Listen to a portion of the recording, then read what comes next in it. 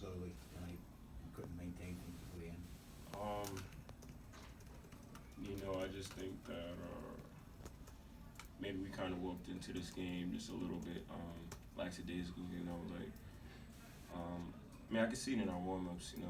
We just the energy from the past week games weren't there, so that first half wasn't really surprising. And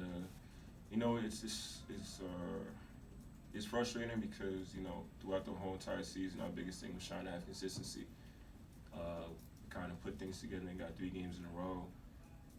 This should have been the 4th, but we took a whole half to wake up. So it's frustrating. I feel like it could probably be difficult to diagnose, Mo, but where do you think that lackadaisicalness maybe comes from? Honestly, I'm not really sure. Our coaches preach to us. They tell us ever since we got off that flight, even we got off the bus from playing North Carolina, he told us put that behind us. That's behind us. We got to move forward. Forget the fact that we won 3 in a row and all things like that. Just look towards the next. So I'm not sure. Do you feel like that the team struggled to put that behind them, put that win behind them? I don't want to say we struggled, but I feel like the energy we came out with last game was significantly different than this one, and it showed. What, if anything, as an older guy, can you do when you see, during warm-ups, like you said, guys being lackadaisical, the energy not being there? Is there anything you try to do to refocus people?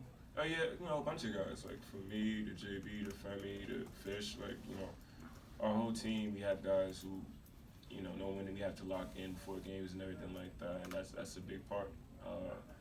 It shouldn't matter who we're playing, whether playing UNC or playing Madison Square Garden, or it shouldn't matter who we're playing. So we should focus on doing that every game.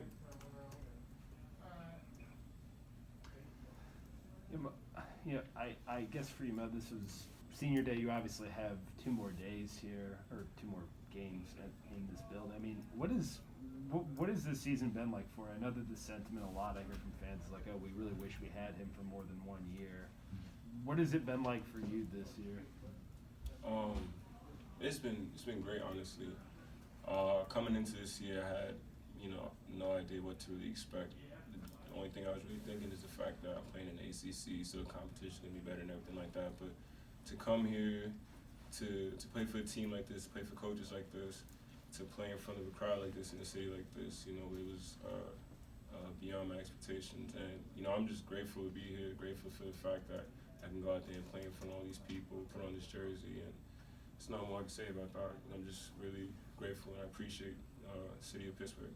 Well, you're one of the older guys on the team, and you have a lot of experience playing, but you're also, this is your first year here. In moments when you see maybe some lackadaisicals, some something from you, what is it? How do you feel your role plays in as a leader on the team to try to change that around? What are things that you try to say when you see that, or how do you approach that? That was a big thing when I first came here. The fact that I was new here, but I'm the oldest guy on the team, and the coaches recognize that, but they pushed me to be more of a vocal person. Naturally, I'm not that vocal. It took me a while to really open up to these guys, but they all listen. They all respect me. The fact that they respect me, the other older guys on the team, so they made it really easy for me to transition into that vocal person, to try and become a leader for these guys. So, and they all want to get better. So it wasn't that hard to every now and then when I need to point something out or speak to a teammate to let him know what coverage we're in or something like that. They're all cooperative.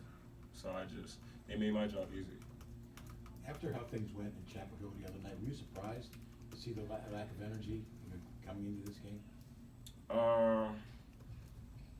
don't know. I'm kind of superstitious, and Coach Cape was kind of like that too. He was really focusing on the fact that we had to get past that game, put that game behind us. You don't want to get too high on your horse, and then next thing you know, you think you're on top of the world, and you just get brought back down, losing the game. So I'm kind of the same way. After big games, I try to just put it behind us and refocus on the next thing. You think the other guys put it behind them? Yeah, for the most part. In all honesty, it was a great win. Everyone was so excited the fact that we could go in there and do what we did. But we realized we have a whole other season left, and we got 3 big games coming up. So, we want to keep that momentum going into the ACC 20.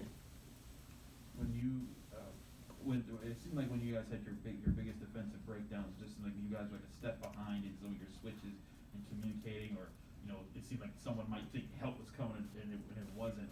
How do you guys work through problems like that, whether it's in a game or after you look at a game? It was just communication. Coach just said it to us.